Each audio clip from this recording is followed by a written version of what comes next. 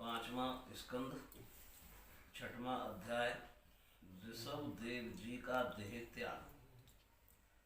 राजा परीक्षित ने पूछा, भगवान, योग रूप वायु से प्रज्वलित हुई ज्ञानाग्नि से जिनके रागाधिक बीज दग्ध हो गए हैं, उन आत्माराम मुनियों को देववश यदि स्वयं ही अणिमादि सिद्धियां प्राप्त हो जाएं, तो वे उनके राग द्वेषादि कलेशों का कारण तो किसी प्रकार हो नहीं सकती, फिर भगवान ऋषभ ने उन्हें स्वीकार क्यों नहीं किया। श्री सुखदेव जी ने कहा, तुम्हारा कहना ठीक है, किंतु संसार में जैसे चालक ब्याज अपने पकड़े हुए मृग का विश्वास नहीं करते, उसी प्रकार बुद्धिमान लोग इस चंचल चित्त का भरोसा नहीं करते। ऐसा ही कहा भी है, इस चंचल चित्त से कभी मैत्री नहीं करनी चाहिए। इसमें विश्वास करने से ही मोहिनी रूप में फंसकर महादेव जी का चिरकाल का संचित तब क्षीण हो गया था। जैसे व्यभिचारिणी स्त्री जार पुरुषों को अवकाश देकर उनके द्वारा अपने में विश्वास रखने वाले पति का वध करा देती है, उसी प्रकार जो योगी मन पर विश्वास करते हैं, उनका मन काम और उसके साथ ही क्रोधादि शत्रुओं को आक्रमण करने का अवसर देकर उन्हें नष्ट भ्रष्ट कर देता है। काम, क्रोध, मद, लोभ, मोह और भय आदि शत्रुओं का तथा कर्म बंधन का मूल तो यह मन ही है। इस पर कोई भी बुद्धिमान कैसे विश्वास कर सकता है। इसी से भगवान ऋषभ देव यद्यपि इंद्रादि सभी लोकपालों के भी भूषण स्वरूप थे, तो भी वे जड़ पुरुषों की भांति अवधूतों के से विविध भेष, भाषा और आचरण से अपने ईश्वरीय प्रभाव को छिपाए रहते थे। अंत में उन्होंने योगियों को देह त्याग की विधि सिखाने के लिए अपना शरीर छोड़ना चाहा। वे अपने अंतःकरण में अभेद रूप से स्थित परमात्मा को अभिन्न रूप से देखते हुए वासनाओं की अनुवृत्ति से छूटकर लिंग देह के अभिमान से भी मुक्त होकर उपराम हो गए। इस प्रकार लिंग देह के अभिमान से मुक्त भगवान ऋषभ देव जी का शरीर योग माया की वासना से केवल अभिमान भास के आश्रय ही इस पृथ्वी तल पर विचरता रहा। वह देववश कौंक, बैंक और दक्षिण आदि कुटक कर्नाटक के देशों में गया और मुंह में पत्थर का टुकड़ा डाले तथा बाल बकेरे उत्तम उन्मत्त के समान दिगंबर रूप से कुट काचक के वन में घूमने लगा। इसी समय झंझावात से झकझोरे हुए बांसों के घर्षण से प्रबल दावाग्नि धधक उठी और उसने सारे वन को अपनी लाल लाल लपटों में लेकर ऋषभ देव जी के सहित भस्म कर दिया। राजन, जिस समय कलयुग में अधर्म की वृद्धि होगी, उस समय कौंक, बैंक और कुटक देश का मंदमती राजा अरहत वहां के लोगों से ऋषभ देव जी के आश्रमातीत आचरण का वृत्तांत सुनकर तथा स्वयं उसे ग्रहण कर लोगों के पूर्व संचित पाप फल स्वरूप होनहार के वशीभूत हो भय रहित स्वधर्म पथ का परित्याग करके अपनी बुद्धि से अनुचित और पाखंडपूर्ण कुमार्ग का प्रचार करेगा। उससे कलयुग में देव माया से मोहित अनेकों अधम मनुष्य अपने शास्त्र विहित शौच और आचार को छोड़ बैठेंगे। अधर्म बहुल कलयुग के प्रभाव से बुद्धहीन हो जाने के कारण वे स्नान न करना, आचमन न करना, अशुद्ध रहना, केश नुचवाना आदि ईश्वर का तिरस्कार करने वाले पाखंड धर्मों को मनमाने ढंग से स्वीकार करेंगे और प्राय वेद, ब्राह्मण एवं भगवान यज्ञ पुरुष की निंदा करने लगेंगे। वे अपनी इस नवीन अवैधिक स्वेच्छाकृत प्रवृत्ति में अंध परंपरा से विश्वास करके मत वाले रहने के कारण स्वयं ही घोर नरक में गिरेंगे। भगवान का यह अवतार रजोगुण से भरे हुए लोगों को मोक्ष मार्ग की शिक्षा देने के लिए ही हुआ था। इसके गुणों का वर्णन करते हुए लोग इन वाक्यों को कहा करते हैं, अहो 7 समुद्रों वाली पृथ्वी के समस्त द्वीप और वर्षों में ये भारतवर्ष बड़ी ही पुण्य भूमि है, क्योंकि यहाँ के लोग श्री हरि के मंगलमय अवतार चरित्रों का गान करते हैं। और महाराज, प्रियव्रत का वंश बड़ा ही उज्जवल एवं श्रेयसपूर्ण है, जिसमें पुराण पुरुष श्री आदि नारायण ने ऋषभ अवतार लेकर मोक्ष की प्राप्ति कराने वाले पार पारमहंस पारमहंस धर्म का आचरण किया। पारमहंस धर्म का आचरण किया। अहो, इन जन्म रहित भगवान ऋषभ देव के मार्ग पर कोई दूसरा योगी मन से भी कैसे चल सकता है, क्योंकि योगी लोग जिन योग सिद्धियों के लिए लालायित होकर निरंतर प्रयत्न करते रहते हैं, उन्हें इन्होंने अपने आप प्राप्त होने पर भी असत समझकर त्याग दिया था। राजन, इस प्रकार संपूर्ण वेद, लोक, देवता, ब्राह्मण और गौओं के परम गुरु भगवान ऋषभ देव का यह विशुद्ध चरित्र मैंने तुम्हें सुनाया। यह मनुष्यों के समस्त पापों को हरने वाला है। जो मनुष्य इस परम मंगलमय पवित्र चरित्र को एकाग्र चित्त से श्रद्धा पूर्वक निरंतर सुनते या सुनाते हैं, उन दोनों की ही भगवान वास्तव में अनन्य भक्ति हो जाती है। तरह तरह के पापों से, पूर्ण सांसारिक तापों से अत्यंत तपे हुए अपने अंतःकरण को पंडित जन इस भक्ति सत्ता में ही नित्य निरंतर नहलाते रहते हैं। इससे उन्हें जो परम शांति मिलती है वह इतनी आनंदमयी होती है कि फिर वे लोग उसके सामने अपने ही आप प्राप्त हुए मुख्य रूप परम पुरुषार्थ का भी आदर नहीं करते। भगवान के निज जन हो जाने से ही उनके समस्त पुरुषार्थ सिद्ध हो जाते हैं। राजन, भगवान श्री कृष्ण स्वयं पांडव लोगों के और यदुवंशियों के रक्षक, गुरु, इष्टदेव, सुहृद और कुलपति थे। यहाँ तक कि वे कभी कभी आज्ञाकारी सेवक भी बन जाते थे। इसी प्रकार भगवान दूसरे भक्तों के भी अनेकों कार्य कर सकते हैं और उन्हें मुक्ति भी दे देते हैं, परंतु मुक्ति से भी बढ़कर जो भक्ति योग है उसे सहज में नहीं देते। निरंतर विषय भोगों की अभिलाषा करने के कारण अपने वास्तविक शरीर से चिरकाल तक बेसुध हुए लोगों को जिन्होंने करुणावश निर्भय आत्मलोक का उपदेश दिया और जो स्वयं निरंतर अनुभव होने वाले आत्मस्वरूप की प्राप्ति से सब प्रकार की तृष्णाओं से मुक्त थे, उन भगवान ऋषभ देव को नमस्कार है। बोलिए श्री कृष्ण भगवान की जय। पंचम स्कंद, 7वां अध्याय, भरत चरित्र। श्री सुखदेव जी कहते हैं, राजन, महाराज भरत बड़े ही भगवत भक्त थे। भगवान ऋषभ देव ने अपने संकल्प मात्र से उन्हें पृथ्वी की रक्षा करने के लिए नियुक्त कर दिया। उन्होंने उनकी आज्ञा में स्थित रहकर विश्वरूप की कन्या पंचजनी से विवाह किया। जिस प्रकार तामस अहंकार से शब्दादि 5 भूत तन मात्र उत्पन्न होते हैं, उसी प्रकार पंचजनी के गर्भ से उनके सुमति, राष्ट्रभृत, सुदर्शन, आवरण और धूम्रकेतु नामक 5 पुत्र हुए, जो सर्वथा उन्हीं के समान थे। इस वर्ष को, जिसका नाम पहले अजन्मा वर्ष था, राजा भरत के समय से ही भारत वर्ष कहते हैं। महाराज भरत भोग्य थे। वे अपने अपने कर्मों में लगी हुई प्रजा का अपने आप दादों के समान स्वधर्म में स्थित रहते हुए अत्यंत बात्सल भाव से पालन करने लगे। उन्होंने होता, अर्धयु, उदगाता और ब्रह्मा, इन 4 ऋतुजों द्वारा कराए जाने वाले प्रकृति और विकृति दोनों प्रकार के अग्निहोत्र, दर्श, पूर्णमास, चातुर्मास, पशु और सोम आदि छोटे बड़े क्रतुओं यज्ञों से यथा समय श्रद्धा पूर्वक यज्ञ और क्रतुरूप श्री भगवान का यजन किया। इस प्रकार अंग और क्रियाओं के सहित भिन्न भिन्न यज्ञों के अनुष्ठान के समय जब अर्धयु गण आहुति देने के लिए हवि हाथ में लेते, तो यजमान भरत उस यज्ञ कर्म से होने वाले पुण्य रूप फल को यज्ञ पुरुष भगवान वासुदेव के अर्पण कर देते थे। वस्तुतः वे पर ब्रह्म ही इंद्रादि समस्त देवताओं के प्रकाशक, मंत्रों के वास्तविक प्रतिपाद्य तथा उन देवताओं के भी नियामक होने से मुख्य कर्ता एवं प्रधान देव हैं। इस प्रकार अपनी भगवत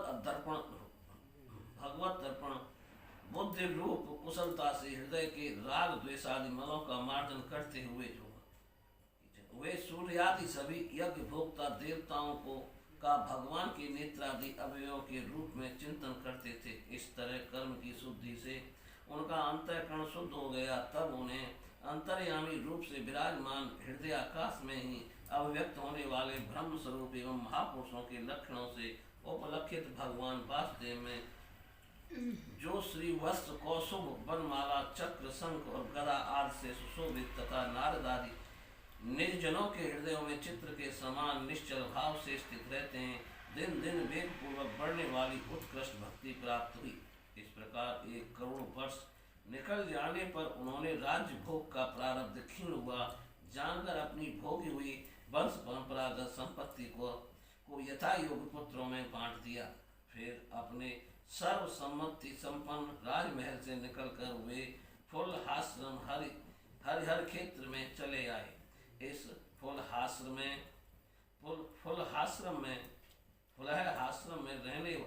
रहने वाले भक्तों पर भगवान का बड़ा ही वात्सल्य है। वे आज भी उनसे उनके इष्ट रूप में मिलते रहते हैं।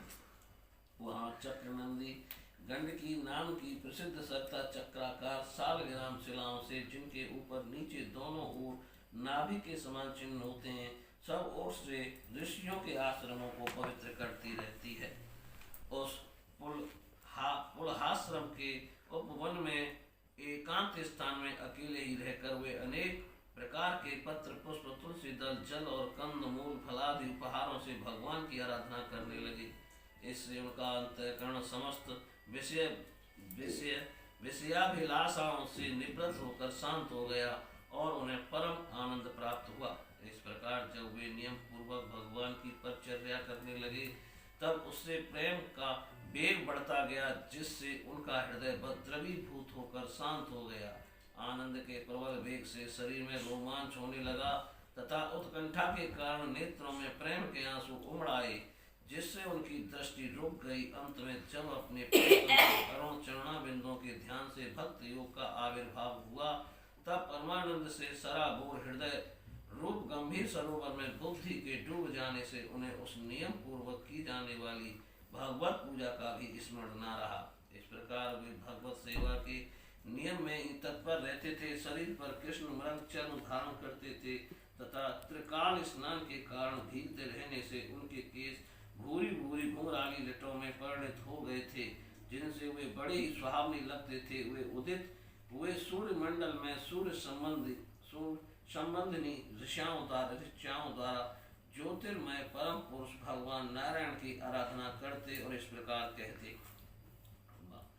भगवान सूर्य का कर्म फल दायक तेज प्रकृति से परे है, उसी ने संकल्प द्वारा इस जगत की उत्पत्ति की है। फिर वही अंतर्यामी रूप से इसमें प्रविष्ट होकर अपनी चित्त शक्ति द्वारा विषय लोलुप जीवों की रक्षा करता है। हम उसी बुद्धि प्रवर्तक तेज की शरण लेते हैं। बोलिए श्री कृष्ण भगवान की जय।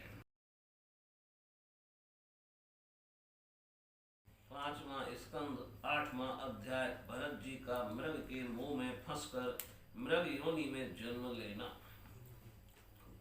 श्री सुखदेव जी कहते हैं, एक बार भरत जी गंडकी में स्नान कर नित्य नैमित्तिक तथा शौचादि अन्य आवश्यक कृत्यों से निवृत्त हो प्रणव का जप करते हुए 3 मुहूर्त तक नदी की धारा के पास बैठे रहे। राजन, इसी समय एक हरनी प्यास से व्याकुल हो जल पीने के लिए अकेले ही उस नदी के तीर पर आई। अभी वह जल पी रही थी कि पास ही गरजते हुए सिंह की लोक भयंकर दहाड़ सुनाई पड़ी। हरिण जाति तो स्वभाव से ही डरपोक होती है, वह पहले ही चौकन्नी होकर इधर उधर देखती जाती थी। अब ज्यों ही उसके कान में वह भीषण शब्द पड़ा कि सिंह के डर के मारे उसका कलेजा धड़कने लगा और नेत्र कातर हो गए। प्यास अभी बुझी न थी, किंतु अब तो प्राणों पर आ बनी थी, इसलिए उसने राज भयवश एकाकी नदी पार करने के लिए छलांग मारी। उसके पेट में गर्भ था, अतः उछलते समय अत्यंत भय के कारण उसका गर्भ अपने स्थान से हटकर योनि द्वार से निकलकर नदी के प्रभाव में गिर गया। वह कृष्ण मृग पत्नी अकस्मात गर्भ के गिर जाने, लंबी छलांग मारने तथा सिंह से डरी होने के कारण बहुत पीड़ित हो गई थी। अब अपने झुंड से भी उसका बिछोह हो गया, इसलिए वह किसी गुफा में जा पड़ी और वहीं मर गई। राजर्षि भरत ने देखा कि बेचारा हरनी का बच्चा अपने बंधुओं से बिछुड़कर नदी के प्रभाव में बह रहा है। इससे उन्हें उस पर बड़ी दया आई और वे आत्मीय के समान उस मात्रहीन बच्चे को अपने आश्रम पर ले आए। उस मृग छोने के प्रति भरत जी की ममता उत्तरोत्तर बढ़ती ही गई। वे नित्य उसके खाने पीने का प्रबंध करने, व्याध आदि से बचाने लाड़ लड़ाने और पुचकारने आदि की चिंता में ही डूबे रहने लगे। कुछ ही दिनों में उनका यम नियम और भगवत पूजा आदि आवश्यक कृत एक एक करके छूटने लगे और अंत में सभी छूट गए। उन्हें ऐसा विचार रहने लगा, अहो कैसे खेद की बात है, इस बेचारे दीन मृग छोने को काल चक्र के वेग ने अपने झुंड सुहृदय और बंधुओं से दूर करके मेरी शरण में पहुंचा दिया है। यह मुझे ही अपना माता पिता भाई बंधु और यूथ के साथ ही संगी समझता है। इसे मेरे सिवा किसी का पता नहीं है और मुझ में इसका विश्वास भी बहुत है। मैं भी शरणागत की उपेक्षा करने में जो दोष है उन्हें जानता हूँ, इसलिए मुझे अब अपने इस आश्रित का सब प्रकार की दोष बुद्धि छोड़कर अच्छी तरह पालन पोषण और प्यार दुलार करना चाहिए। निश्चय ही शांत स्वभाव और दोनों की रक्षा करने वाले परोपकारी सज्जन ऐसे शरणागत की रक्षा के लिए अपने बड़े से बड़े स्वार्थ की भी परवाह नहीं करते। इस प्रकार उस हरिण के बच्चे में आसक्ति बढ़ जाने से बैठते सोते टहलते ठहरते और भोजन करते समय भी उनका चित्त उसके सने पास में बधा रहता था।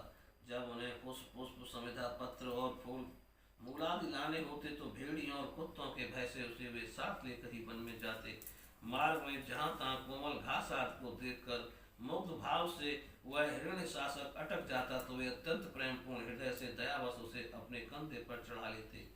इसी प्रकार कभी गोद में लेकर कभी छाती से लगाकर उसका दुलार करने में भी उन्हें बड़ा सुख मिलता।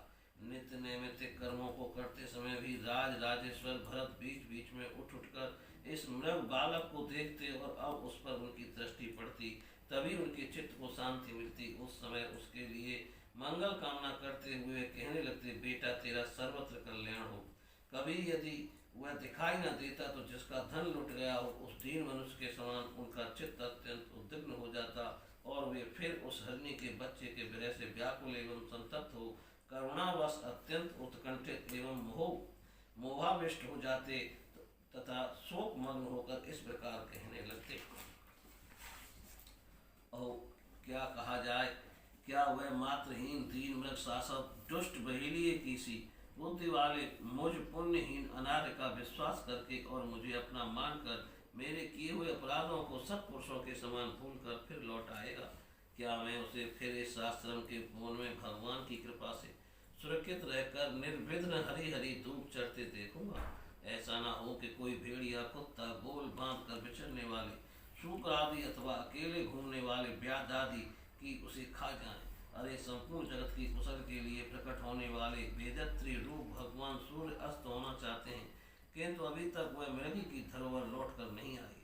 क्या वह हरण राजकुमार मुझ पुण्यहीन के पास आकर अपनी भांति भांति की मृग साव कोचित मनोहर एवं दर्शनीय क्रीड़ाओं से अपने स्वजनों का शोक दूर करते हुए मुझे आनंदित करेगा?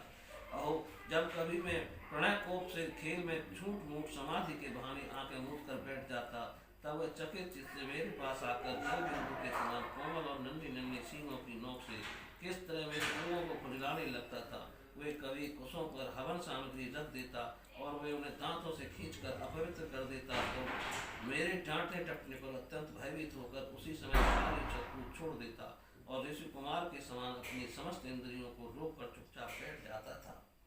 फिर पृथ्वी पर मृग शावक के खुर के चिन्ह देख कर कहने लगे, अहो इस तपस्विनी धरती से ऐसा कौन सा तप किया जो उस अभिनीत कृष्ण सार किशोर के छोटे छोटे सुंदर सुखकारी और सुकोमल खुरों वाले चरणों के चिन्हों से मुझे जो मैं अपना मृग धन लुट जाने से अत्यंत व्याकुल और दीन हो रहा हूँ उस द्रव्य की प्राप्ति का मार्ग दिखा रही है और स्वयं अपने शरीर को भी सर्वत्र उन पद चिन्हों से विभूषित कर स्वर्ग और अपवर्ग के इच्छुक दुजों के लिए यज्ञ स्थल बना रही है। चंद्रमा में मृग का सा श्याम चिन्ह देख उसे अपना ही मृग मानकर कहने लगते, अहो जिसकी माता सिंह के भय से मर गई थी, आज वही मृग शिशु अपने आश्रम से बिछुड़ गया है। अतः उसे अनाथ देखकर क्या वे दीन वत्सल भगवान नक्षत्र नाथ दयावश उसकी रक्षा कर रहे हैं? फिर उसकी शीतल किरणों से आह्लादित होकर कहने लगते, अथवा अपने पुत्रों के वियोग रूप दावानल की विषम ज्वाला से हृदय कमल दग्ध हो जाने के कारण मैंने एक मृग बालक का सहारा लिया था, अब उसके चले जाने से फिर मेरा हृदय जलने लगा है, इसलिए वे अपनी शीतल शांत स्नेहपूर्ण और बदन सलिल रूपा अमृतमय किरणों से मुझे शांत कर रहे हैं। राजन इस प्रकार जिनका पूरा होना सर्वथा संभव था उन विविध मनोरथों से भरत का चित्त व्याकुल रहने लगा। अपने मृग शासक के रूप में प्रतीत होने वाले प्रारब्ध कर्म के कारण तपस्वी भरत जी भगवत आराधना रूप कर्म एवं योग अनुष्ठान से च्युत हो गए। नहीं तो जिन्होंने मुख्य मार्ग में साक्षात विघ्न रूप समझकर अपने ही हृदय से उत्पन्न दुरज पुत्रादि को भी त्याग दिया था, उन्हीं की अन्य जातियां हरिण शिशु में ऐसी आसक्त कैसे हो सकती थी। इस प्रकार राजर्षि भरत विघ्नों के वशीभूत होकर योग साधना से भ्रष्ट हो गए और उस मृग छोड़ने के पालन पोषण और लाड़ प्यार में ही लगे रहकर आत्मस्वरूप को भूल गए। इसी समय जिसका टहलना अत्यंत कठिन है जिसका टलना अत्यंत कठिन है, वह प्रबल वेगशाली काल चूहे के बिल में जैसे सर्प घुस आई, उसी प्रकार उसके सिर पर चढ़ आया। उस समय भी वह हरण शासक उनके पास बैठा पुत्र के समान शोकातुर हो रहा था। वे उसे इस स्थिति में देख रहे थे और उनका चित्त उसी में लग रहा था। इस प्रकार आसक्ति में ही मृग के साथ उनका शरीर भी छूट गया। तदंतर उन्हें अंतकाल की भावना के अनुसार अन्य साधारण पुरुषों के समान मृग शरीर ही मिला, किंतु उनकी साधना पूरी थी, जिससे उनकी पूर्व जन्म की स्मृति नष्ट नहीं हुई। उस योनि में भी पूर्व जन्म की भगवत आराधना के प्रभाव से अपने मृग रूप होने का कारण जानकर वे अत्यंत पश्चाताप करते हुए कहने लगे, अहो बड़े खेद की बात है, मैं संयमशील महानुभावों के मार्ग से पतित हो गया। मैंने तो धैर्य पूर्वक सब प्रकार की आसक्ति छोड़कर एकांत और पवित्र बल का आश्रय लिया था। वहाँ रहकर जिस चित्त को मैंने सर्वभूतात्मा श्री वासुदेव में निरंतर उन्हीं के गुणों का श्रवण मनन और संकीर्तन करके तथा प्रत्येक पल को उन्हीं की आराधना और स्मरण आदि से सफल करके स्थिर भाव से पूर्णतया लगा दिया था, मुझ अज्ञानी का वही मन अकस्मात एक नन्हे से हरण शिशु के पीछे अपने लक्ष्य से च्युत हो गया। इस प्रकार मृग बने हुए राजर्षि भरत के हृदय में जो वैराग्य भावना जागृत हुई, उसे छिपाए रखकर उन्होंने अपनी माता मृगी को त्याग दिया और अपनी जन्मभूमि कालंजर पर्वत से वे फिर शांत स्वभाव मुनियों के प्रिय उसी साल ग्राम तीर्थ में जो भगवान का क्षेत्र है पुलस्त्य और पुलह ऋषि के आश्रम पर चले आए। वहां रहकर भी काल की प्रतीक्षा कर रहे। आसक्ति से उन्हें बड़ा भय लगने लगा था। बस अकेले रहकर वे सूखे पत्ते घास और झाड़ियों द्वारा निर्वाह करते। मृग योनि की प्राप्ति करने वाले प्रारब्ध के क्षय को बाट देखते रहे। अंत में उन्होंने अपने शरीर का आधा भाग गंडकी जल में डुबाए रखकर उस मृग शरीर को छोड़ दिया। बोलिए श्री कृष्ण भगवान की जय। 9वां अध्याय भरत जी का ब्राह्मण कुल में जन्म। अब ब्राह्मण कुल में जन्म लेंगे भरत। श्री सुखदेव जी कहते हैं, राजन आंगिरस गोत्र में सम दम ताप स्वाध्याय वेदाध्ययन त्याग अतिथि आदि को अन्न देना संतोष तिक्ता विनय विद्या कर्म विद्या अनुसूया दूसरों के गुणों में दोष न ढूंढना आत्मज्ञान आत्मा के कर्तव्य और भोक्तृत्व का ज्ञान एवं आनंद धर्म पालन जनित सुख सभी गुणों से संपन्न एक श्रेष्ठ ब्राह्मण थे। उनकी बड़ी स्त्री से उन्हीं के समान विद्याशील आचार रूप और उदारता आज गुणों वाले 9 पुत्र हुए तथा छोटी पत्नी से एक ही साथ एक पुत्र और एक कन्या का जन्म हुआ। इन दोनों में से जो पुरुष था वह परम भागवत राज शिरोमणि भरत ही थे। वे मृग शरीर का परित्याग करके अंतिम जन्म में ब्राह्मण हुए थे, ऐसा महापुरुषों का कथन है। इस जन्म में भी भगवान की कृपा से अपनी पूर्व जन्म परंपरा का स्मरण रहने के कारण वे इस आशंका से कि कहीं फिर कोई विघ्न उपस्थित न हो जाए, अपने स्वजनों के संग से भी बहुत डरते थे। और हर समय जिनका श्रवण स्मरण और गुण कीर्तन सब प्रकार के कर्मबंधन को काट देता है, श्री भगवान के उन युगल चरण कमलों को ही हृदय में धारण किए रहते तथा दूसरों की दृष्टि में अपने को पागल मूर्ख अंधे और बहरे के समान दिखाते। पिता का तो उनमें भी वैसा ही स्नेह था, इसलिए ब्राह्मण देवता ने अपने पागल पुत्र के भी शास्त्रानुसार समावर्तन पर्यंत विवाह से पूर्व के सभी संस्कार करने के विचार से उनका उपनयन संस्कार किया। यद्यपि वे चाहते नहीं थे तो भी पिता का कर्तव्य है कि पुत्र को शिक्षा दे। इस शास्त्र विधि के अनुसार उन्होंने इन्हें शौच आचमन आदि आवश्यक कर्मों की शिक्षा दी। किंतु भरत जी तो पिता के सामने ही उनके उपदेश के विशुद्ध आचरण करने लगते थे। पिता चाहते थे कि वर्षा काल में इसे वेदाध्ययन आरंभ करा दूं, किंतु बसंत और ग्रीष्म ऋतु के चैत्र वैशाख ज्येष्ठ और आषाढ़ 4 महीनों तक पढ़ाते रहने पर भी वे उन्हें व्याहार शिरोमंत्र प्रवण के सहित त्रिपदा गायत्री भी अच्छी तरह याद न करा सके। ऐसा होने पर भी अपने इस पुत्र में उनका आत्मा के समान अनुराग था, इसलिए उसकी प्रवृत्ति न होने पर भी वे पुत्र को अच्छी तरह शिक्षा देनी चाहिए। इस अनुचित आग्रह से उसे शौच, वेदाध्ययन, व्रत, नियम तथा गुरु और अग्नि की सेवा आदि ब्रह्मचर्याश्रम के आवश्यक नियमों की शिक्षा देते ही रहे। किंतु अभी पुत्र को सुशिक्षित देखने का उनका मनोरथ पूरा न हो पाया था और स्वयं भी भगवत जन रूप अपने मुख्य कर्तव्य से असावधान रहकर केवल घर के धंधों में ही व्यस्त थे कि सदा सजग रहने वाले काल भगवान ने आक्रमण करके उनका अंत कर दिया। तब उनकी छोटी भार्या अपने गर्भ से उत्पन्न हुए दोनों बालक अपनी सौत को सौंप कर स्वयं सती होकर पतिलोक को चली गई। भरत जी के भाई कर्मकांड को सबसे श्रेष्ठ समझते थे। वे ब्रह्म ज्ञान रूप परा विद्या से सर्वथा अनविज्ञ थे, इसलिए उन्हें भरत जी का प्रभाव भी ज्ञात नहीं था। वे उन्हें निरामूर्ख समझते थे। अतः पिता के परलोक सिधारने पर उन्होंने उन्हें पढ़ाने लिखाने का आग्रह छोड़ दिया। भरत जी को मान अपमान का कोई विचार न था। जब साधारण नर पशु उन्हें पागल, मूर्ख अथवा बहरा कहकर पुकारते तब वे भी उसी के अनुरूप भाषण करने लगते।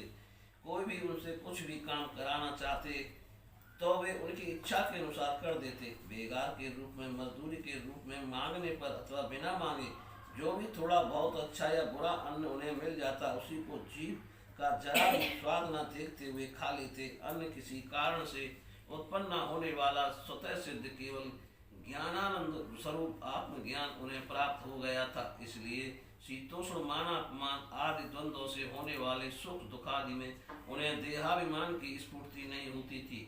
वे सर्दी, गर्मी, वर्षा और आंधी के समय सांड के समान नंगे पड़े रहते थे। उनके सभी अंग हष्ट पुष्ट एवं गठे हुए थे। वे पृथ्वी पर ही पड़े रहते थे, कभी तेल उबटन आदि नहीं लगाते थे और ना कभी स्नान ही करते थे। इससे उनके शरीर पर मैल जम गई थी। उनका ब्रह्म तेज धूल से ढके हुए मूल्यवान मणि के समान छिप गया था। वे अपनी कमर में एक मैला कुचेला कपड़ा लपेटे रहते थे। उनका यज्ञोपवीत भी बहुत ही मैला हो गया था, इसलिए अज्ञानी जनता को यह कोई द्वज है, कोई अधम ब्राह्मण है, ऐसा कहकर उनका तिरस्कार कर दिया करती थी। किंतु वे इसका कोई विचार न करके स्वच्छंद विचरते थे। दूसरों की मजदूरी करके पेट पालते देख जब उन्हें उनके भाइयों ने खेत की क्यारियां ठीक करने में लगा दिया, तब वे उस कार्य को भी करने लगे, परंतु उन्हें इस बात का कुछ भी ध्यान न था कि उन क्यारियों की भूमि समतल है या ऊंची नीची, अथवा वे छोटी है या बड़ी। उनके भाई उन्हें चावल की कनी, खली, भूसी, भुने हुए उड़द अथवा बर्तनों में लगी हुई जले अन्न की खुरचन जो कुछ भी दे देते, उसी को वे अमृत के समान खा लेते थे। किसी समय डाकुओं के सरदार ने, जिसके सामंत शूद्र जाति के थे, पुत्र की कामना से भद्रकाली को मनुष्य की बलि देने का संकल्प किया। उसने जो पुरुष बलि देने के लिए पकड़ मंगाया था, वह देव बस उसके फंदे से निकलकर भाग गया। उसे ढूंढने के लिए उसके सेवक चारों ओर दौड़े, किंतु अंधेरी रात में आधी रात के समय कहीं उसका पता न लगा। इसी समय देवयुग से अकस्मात उनकी दृष्टि इन अंगिरस गोत्रीय ब्राह्मण कुमार पर पड़ी, जो वीरासन से बैठे हुए मृग, बरहा आदि जीवों से खेतों की रखवाली कर रहे थे। उन्होंने देखा कि यह पशु तो बड़े अच्छे लक्षणों वाला है, इससे हमारे स्वामी का कार्य अवश्य सिद्ध हो जाएगा। यह सोचकर उनका मुख आनंद से खिल उठा और वे उन्हें रस्सियों से बांधकर चंडिका के मंदिर में ले गए। तदंतर उन चोरों ने अपनी पद्धति के अनुसार विधि पूर्वक उनको अभिषेक और स्नान कराकर पूरे वस्त्र पहनाए तथा नाना प्रकार के आभूषण, चंदन, माला और तिलक आदि से विभूषित कर अच्छी तरह भोजन कराया। फिर धूप, दीप, माला, खील, पत्ते, अंकुर और फल और उपहार सामग्री के सहित बलिदान की विधि से गान, स्तुति और मृदंग एवं ढोल आदि का महान शब्द करते उस पशु को भद्रकाली के सामने नीचा सिर करा के बैठा दिया। इसके पश्चात दस्युराज के पुरोहित बने हुए लिटोरों ने उस नर पशु के रुधिर से देवी को तृप्त करने के लिए देवी मंत्रों से अभिमंत्रित एक तीक्ष्ण खड्ग उठाया। चोर स्वभाव से तो रजोगुणी तमोगुणी थी, धन के मत से उनका चित्त और भी उन्मत्त हो गया था। हिंसा में भी उनकी उनकी स्वाभाविक रुचि थी। इस समय तो वे भगवान के अंश स्वरूप ब्राह्मण कुल का तिरस्कार करके स्वच्छंदता से कुमार की ओर बढ़ रहे थे। आपत्ति काल में भी जिस हिंसा का अनुमोदन किया गया है उसमें भी ब्राह्मण वध का सर्वथा निषेध है। तो भी वे साक्षात ब्रह्म भाव को प्राप्त हुए बैरहीन तथा समस्त प्राणियों के सुहृदय एक ब्रह्मर्षि कुमार की बलि देना चाहते थे। यह भयंकर कुकर्म देखकर देवी भद्रकाली के शरीर में अति दुष्ट तेज से दाह होने लगा और वे एकाएक मूर्ति को फोड़कर प्रकट हो गई। अत्यंत असहनशीलता और क्रोध के कारण उनकी भौहें चढ़ी हुई थीं तथा काल दाढ़ों और चढ़ी हुई लाल आंखों के कारण उनका चेहरा बड़ा भयानक जान पड़ता था। उनके उस विकराल वेश को देखकर ऐसा जान पड़ता था मानो वे इस संसार का संहार कर डालेंगी। उन्होंने क्रोध से तड़क कर बड़ा भीषण अट्टहास किया और उछलकर उस अभिमंत्रित खड्ग से ही उन सारे पापियों के सिर उड़ा दिए और अपने गढ़ों के सहित उनके गले से बहता हुआ गरम गरम रुधिर रूप आशा पीकर अति उन्मत्त हो ऊंचे स्वर से गाती और नाचती हुई उन सिरों को ही गेंद बनाकर खेलने लगी। सच है, महापुरुषों के प्रति किया हुआ अत्याचार रूप अपराध इसी प्रकार जो करते हो अपने ही ऊपर पड़ता है। परीक्षित, जिनकी देहाभिमान रूप सुदृढ़ हृदय ग्रंथि निर्भय चरण कमलों का आश्रय ले रखा है, उन भगवत भक्त परमहंसों के लिए अपना सिर कटने का अवसर आने पर भी किसी प्रकार व्याकुल न होना यह कोई बड़े आश्चर्य की बात नहीं है। बोलिए श्री कृष्ण भगवान की जय।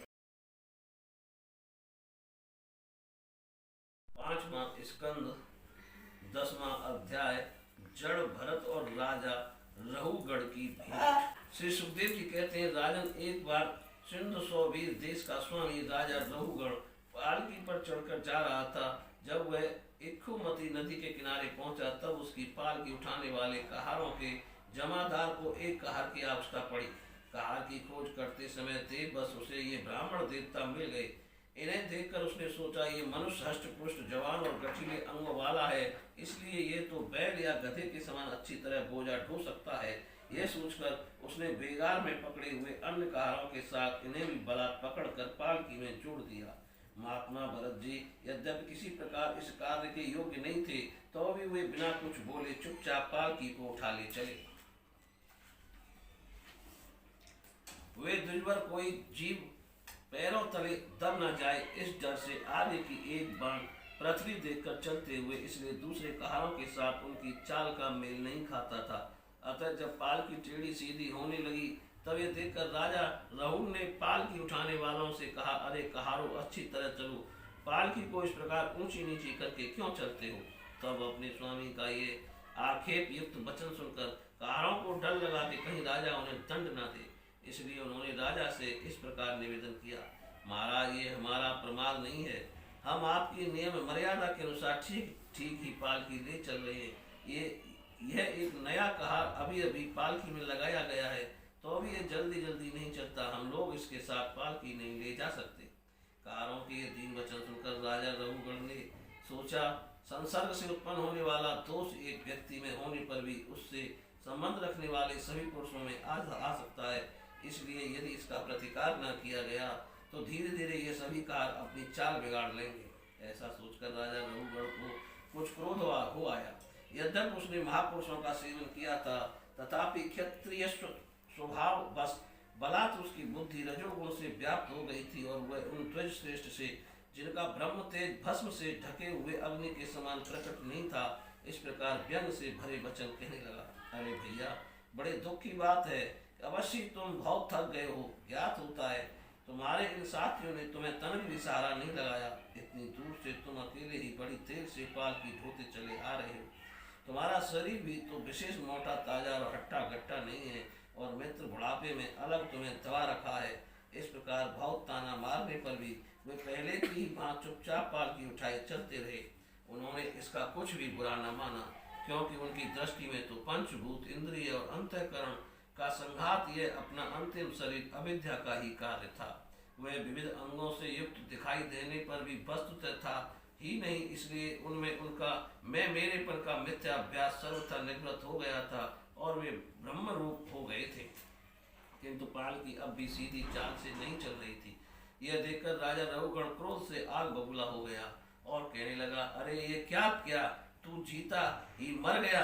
तू मेरा निरादर करके मेरी आज्ञा का उल्लंघन कर रहा है। मालूम होता है तू सर्वथा प्रमादी है। अरे जैसे दंड पानी यमराज जन समुदाय को उसके अपराधों के लिए दंड देते हैं, उसी प्रकार मैं भी अभी तेरा इलाज किए देता हूँ, तब तेरे होश ठिकाने आ जाएंगे। रघुगण को राजा होने का अभिमान था, इसलिए वह उसी प्रकार बहुत सी अनाप शनाप बातें बोल गया।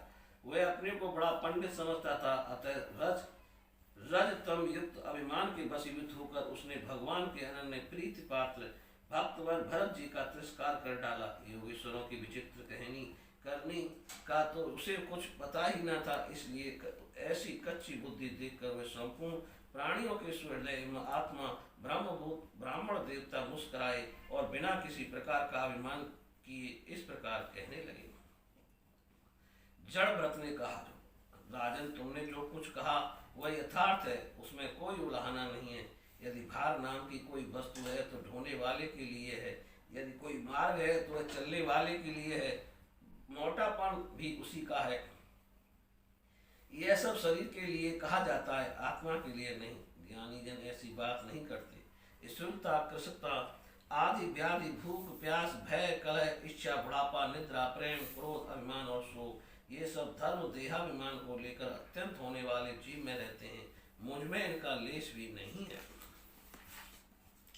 राजन तुमने जो जीने मरने की बात कही, सो जितने भी विकारी पदार्थ हैं विकारी, उन सभी में नियमित रूप से ये दोनों बातें देखी जाती हैं, क्योंकि वे सभी आज अंत वाले हैं। यशस्वी नरेश, जहाँ स्वामी सेवक भाव से स्थित हो वह वहीं आज्ञा पाल आनंदी का नियम भी लागू हो सकता है। तुम राजा हो और मैं प्रजा हूँ। इस प्रकार की भेद बुद्धि के लिए मुझे व्यवहार की सिवा और कहीं तनिक भी अवकाश नहीं दिखाई देता।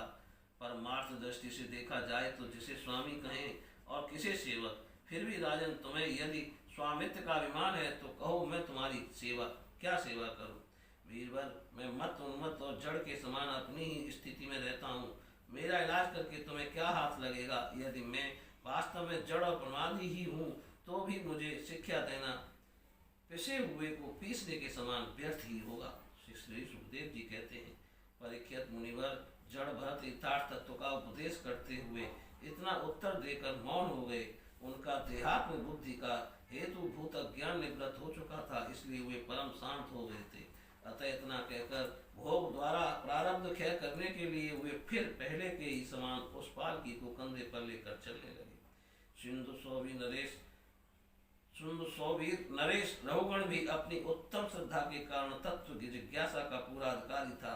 जब उसने उन द्विज श्रेष्ठ के अनेकों योग ग्रंथों से समर्थित हृदय की ग्रंथि का छेदन करने वाले वे वाक्य सुने, तब वह तत्काल पालकी से उतर पड़ा। उसका राज मद सर्वथा दूर हो गया और वह उनके चरणों में सिर रखकर अपना अपराध क्षमा कराते हुए इस प्रकार कहने लगा, देव, आपने ध्वजों का चिन्ह यज्ञोपवीत धारण कर रखा है। बतलाइए, इस प्रकार प्रसन्न भाव से विचरने वाले आप कौन हैं? क्या आप दत्तात्रेय आदि अवधूतों में से कोई हैं? आप किसके पुत्र हैं? आपका कहाँ जन्म हुआ और यहाँ कैसे आपका पदार्पण हुआ? यदि आप हमारा कल्याण करने पधारे हैं तो क्या आप साक्षात सत्यमूर्ति भगवान कपिल जी ही तो नहीं है? मुझे इंद्र के वज्र का कोई डर नहीं है, ना मैं महादेव जी के त्रिशूल से डरता हूँ और ना यमराज के दंड से। मुझे अग्नि, सूर्य, चंद्र, वायु और कुबेर के अस्त्र शस्त्रों का भी कोई भय नहीं है, परंतु मैं ब्राह्मण कुल के अपमान से बहुत ही डरता हूँ। अतः कृपया बतलाइए, इस प्रकार अपने विज्ञान और शक्ति को छिपाकर मूर्खों की भांति विचरने वाले आप कौन हैं?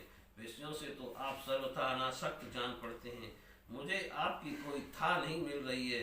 साधु, आपके योग युक्त वाक्यों की बुद्धि द्वारा आलोचना करने पर भी मेरा संदेह दूर नहीं होता। मैं आत्मज्ञानी मुनियों के परम गुरु और साक्षात श्री हरि की ज्ञान शक्ति के अवतार योगेश्वर भगवान कपिल से यह पूछने के लिए जा रहा था कि इस लोक में एकमात्र शरण लेने योग्य कौन है? क्या आप वे कपिल मुनि ही हैं जो लोगों की दशा देखने के लिए इस प्रकार अपना रूप छिपाकर विचर रहे हैं? भला घर में आसक्त रहने वाला विवेकहीन पुरुष योगेश्वरों की गति कैसे जान सकता है? मैंने युद्धादि कर्मों में अपने को श्रम होते देखा है, इसलिए मेरा अनुमान है कि बोझा ढोने और मार्ग में चलने से आपको भी अवश्य ही होता होगा। मुझे तो व्यवहार मार्ग भी सत्य ही जान पड़ता है, क्योंकि मिथ्या घड़े से जल लाना आदि कार्य नहीं होता। देहादि के धर्मों का आत्मा पर कोई प्रभाव ही नहीं होता, ऐसी बात भी नहीं है। चूल्हे पर रखी हुई बटलोई जब अग्नि से तपने लगती है तब उसका जल भी खोलने लगता है और फिर उस जल से चावल का भीतरी भाग भी पक जाता है। इसी प्रकार अपनी उपाधि के धर्मों का अनुवर्तन करने के कारण देह, इंद्रिय, प्राण और मन की सनद्धि से आत्मा को भी उसके धर्म समाधि का अनुभव होता ही है। आपने जो दंडादि की व्यर्थता बताई, जो राजा तो प्रजा का शासन और पालन करने के लिए नियुक्त किया हुआ उनका दास ही है, उसका उन्माद को दंड देना पिसे हुए को पीसने के समान व्यर्थ नहीं हो सकता, क्योंकि अपने धर्म का आचरण करना भगवान की सेवा ही है। उसे करने वाला व्यक्ति अपनी संपूर्ण पाप राशि को नष्ट कर देता है। दीनबंधु, राजस्व के अभिमान से उन्मत्त होकर मैंने आप जैसे परम साधु की अभिज्ञा की है। अब आप ऐसी कृपा दृष्टि कीजिए जिससे इस साधु अवज्ञा रूप अपराध से मैं मुक्त हो जाऊं। आप देहाभिमानी शून्य और विश्व बंधु श्री हरि के अनन्य भक्त हैं, इसलिए सब में समान दृष्टि होने से इस मान अपमान के कारण आप में कोई विकार नहीं हो सकता। तथापि एक महापुरुष का अपमान करने के कारण मेरे जैसा पुरुष साक्षात त्रिशूल पाणी महादेव जी के समान प्रभावशाली होने पर भी अपने अपराध से अवश्य थोड़े ही काल में नष्ट हो जाएगा। बोलिए श्री कृष्ण भगवान की जय। 11वां अध्याय, राजा रघुगण को भरत जी का उपदेश। जड़ भरत ने कहा, राजन तुम अज्ञानी होने पर भी पंडितों के समान ऊपर ऊपर की तर्क वितर्क युक्त बात कर रहे हो, इसलिए श्रेष्ठ ज्ञानियों में तुम्हारी गणना नहीं हो सकती। तत्व ज्ञानी पुरुष इस अविचार सिद्ध स्वामी सेवक आदि व्यवहार को तत्व विचार के समय सत्य रूप से स्वीकार नहीं करते। लौकिक व्यवहार के समान ही वैदिक विचार भी सत्य नहीं है, क्योंकि वेद वाक्य भी अधिकतर गृहस्थ जनोचित यज्ञ विधि के विस्तार में ही व्यस्त हैं। राग द्वेषादि दोषों से रहित विशुद्ध तत्व ज्ञान की पूरी अभिव्यक्ति प्राय उनमें भी नहीं हुई है। जिसे गृहस्थोचित यज्ञादि कर्मों से प्राप्त होने वाला स्वर्गादि सुख स्वप्न के समान हे नहीं जान पड़ता, उसे तत्व ज्ञान कराने में साक्षात उपनिषद वाक्य भी समर्थ नहीं है।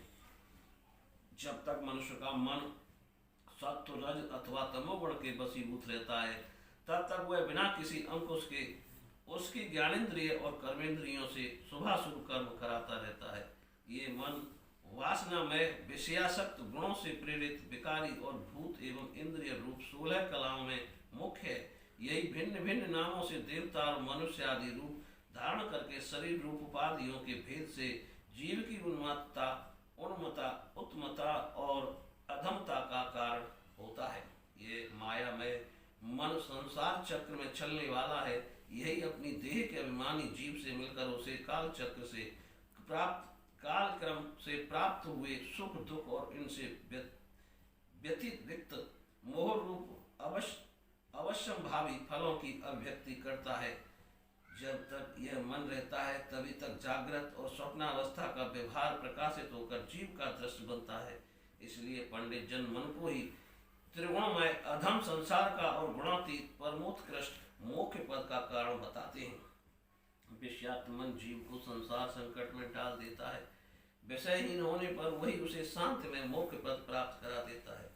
जिस प्रकार घी से भीगी हुई बत्ती को खाने वाले दीपक से जो धुएं वाली शिखा निकलती रहती है और जब भी घी समाप्त हो जाता है तब वह अपने कारण अंत अग्नि तत्व में लीन हो जाता है, उसी प्रकार विषय और कर्मों से आसक्त हुआ मन तरह तरह की वृत्तियों का आश्रय लिए रहता है और इनसे मुक्त होने पर वह अपने तत्व में लीन हो जाता है। वीरवर 5 कर्मेंद्रिय, 5 ज्ञानेन्द्रिय और 1 अहंकार, ये 11 मन की वृत्तियां हैं तथा 5 प्रकार के कर्म, 5 तन्मात्र और 1 शरीर, ये 11 उनके आधारभूत विषय कहे जाते हैं। गंध रूप स्पर्श रस और शब्द, ये 5 ज्ञानेन्द्रियों के विषय हैं। मल त्याग संभोग गमन भाषण और लेना देना और आदि व्यवहार, ये 5 कर्मेंद्रियों के विषय हैं तथा शरीर को ये मेरा है, इस प्रकार स्वीकार करना अहंकार का विषय है। कुछ लोग अहंकार को मन की 12वीं वृत्ति और उसके आश्रय शरीर को 12वां विषय मानते हैं। ये मन की 11 वृत्तियां द्रव्य, विषय, स्वभाव, आशय, संस्कार, कर्म और काल के द्वारा सैकड़ों, हजारों और करोड़ों भेदों में परिणित हो जाती है, किंतु इनकी सत्ता क्षेत्रज्ञ आत्मा की सत्ता से ही है, स्वतः या परस्पर मिलकर नहीं। ऐसा होने पर भी मन से क्षेत्रज्ञ का कोई संबंध नहीं है। ये तो जीव की ही माया निमित्त उपाधि है, निर्मित बाती है। ये प्राय संसार बंधन में डालने वाले अविशुद्ध कर्मों में ही प्रवृत्त रहता है। इसकी उपयुक्त वृत्तियां प्रभाव रूप से नित्य ही रहती हैं। जागृत और स्वप्न के समय वे प्रकट हो जाती हैं और सुषुप्त में छिप जाती हैं। इन दोनों ही अवस्थाओं में क्षेत्रज्ञ तो विशुद्ध चिन्ह मात्र है, मन की इन वृत्तियों को साक्षी रूप से देखता रहता है। ये क्षेत्रज्ञ परमात्मा सर्वव्यापक जगत का आदि कारण, परिपूर्ण अपरोक्ष स्वयं प्रकाश, अजन्मा ब्रह्मादि का भी नियंता और अपने अधीन रहने वाली माया के द्वारा सबके अंतःकरणों में रहकर जीवों की प्रेरित करने वाला समस्त भूतों का आश्रय रूप भगवान वासुदेव हैं। जिस प्रकार वायु संपूर्ण स्थावर जंगम प्राणियों में प्राण रूप से प्रविष्ट होकर उन्हें प्रेरित करती है, उसी प्रकार वह परमेश्वर भगवान वासुदेव सर्वसाक्षी आत्मस्वरूप से यह संपूर्ण प्रपंच में ओतप्रोत है। राजन, जब तक मनुष्य ज्ञानोदय के द्वारा इस माया का तिरस्कार कर सबकी आसक्ति छोड़कर तथा काम क्रोधादि 6 शस्त्रों को जीतकर आत्म तत्व को नहीं जान लेता और जब तक वह आत्मा के उपाधि रूप मन को संसार दुख का क्षेत्र नहीं समझता, तब तक वह इस लोक में यों ही भटकता रहता है, क्योंकि यह चित्त उसके शोक, मोह, रोग, राग, लोभ और वैर आदि के संस्कार तथा ममता की वृद्धि करता रहता है। यह मन ही तुम्हारा बड़ा बलवान शत्रु है। तुम्हारे उपेक्षा करने से इसकी शक्ति और भी बढ़ गई। ये अध्यक्ष स्वयं तो सर्वथा मिथ्या है, तथापि इसने तुम्हारे आत्मस्वरूप को आच्छादित कर रखा है। इसलिए तुम सावधान होकर श्री गुरु और हरि के चरणों की उपासना के अस्त्र से इसे मार डालो। बोलिए श्री कृष्ण भगवान की जय। 12वां अध्याय, रघुगढ़ का प्रश्न और भरत जी का समाधान। राजा रघुगढ़ ने कहा, भगवान, मैं आपको नमस्कार करता हूँ। आपने जगत का उद्धार करने के लिए ही यह देह धारण की है। योगेश्वर, अपने परमानंद स्वरूप का अनुभव करके आप इस स्थूल शरीर से उदासीन हो गए हैं तथा एक जड़ ब्राह्मण के भेष से अपने नित्य ज्ञान में स्वरूप को जन साधारण की दृष्टि से ओझल किए हुए हैं।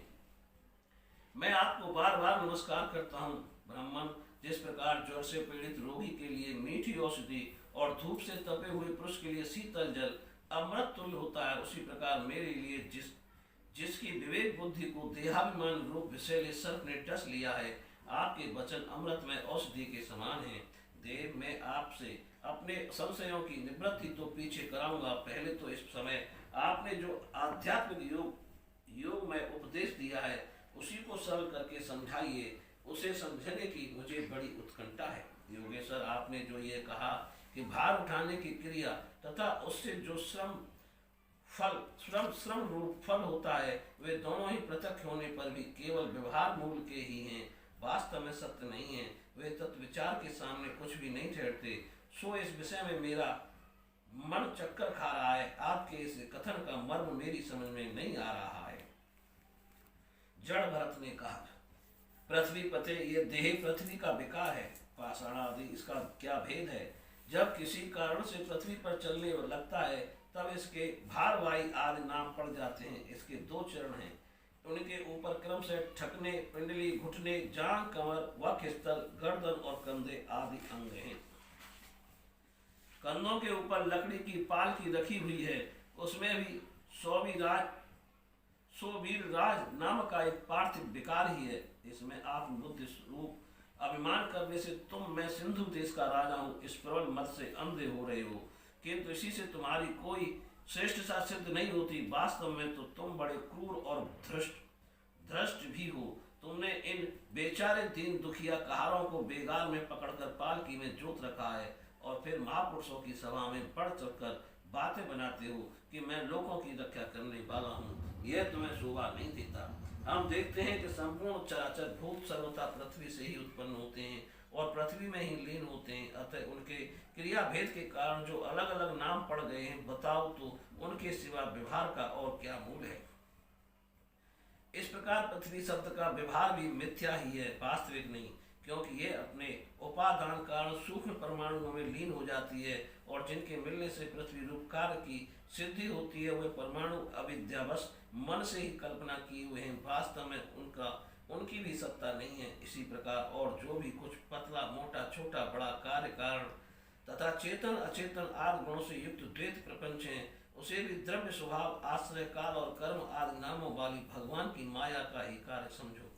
विशुद्ध परमार्थ रूप अद्वितीय तथा भीतर बाहर के भेद से रहित परिपूर्ण ज्ञान ही सत्य वस्तु है। वे सर्वंतर्वर्ती और सर्वथा निर्विकार है, उसी का नाम भगवान है और उसी को पंडित जन वासुदेव कहते हैं।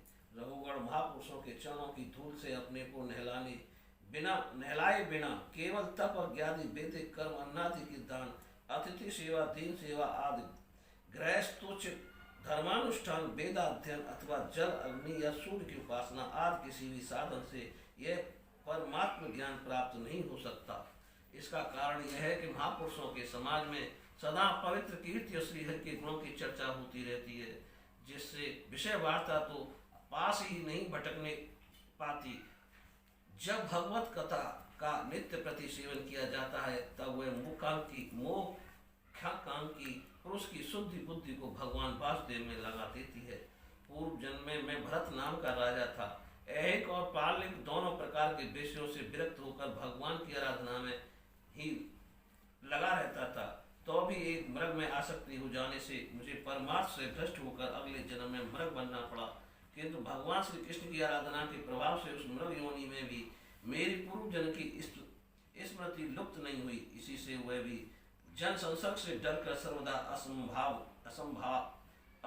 भाव से गुप्त रूप से ही विचरता रहता हूँ। सारांश यह है कि विरक्त महापुरुषों के सत्संग से प्राप्त ज्ञान रूप खड़क के द्वारा मनुष्य को इस लोक में ही अपने मोह बंधन को काट डालना चाहिए। फिर श्रीहरि की लीलाओं के कथन और श्रवण से भगवत स्मृति बनी रहने के कारण वह सुगमता से ही संसार मार्ग को पार करके भगवान को प्राप्त कर सकता है। बोलिए श्री कृष्ण भगवान की जय।